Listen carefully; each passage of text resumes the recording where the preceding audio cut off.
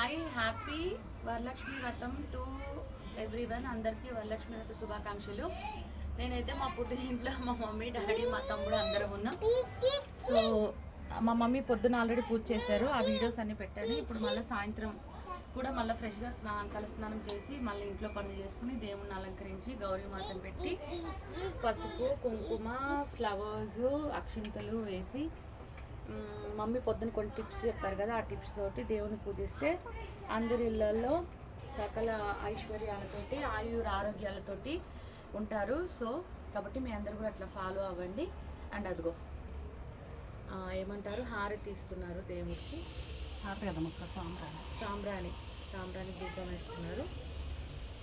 So ఖచ్చితంగా ఆ దేవుడు మనందరి మనసులో కోరికలు తీర్చి అందరికీ మంచి జరగాలని నేను కూడా మనస్ఫూర్తిగా కోరుకుంటే ఇప్పుడు మా మమ్మీ మాట్లాడుతుంది.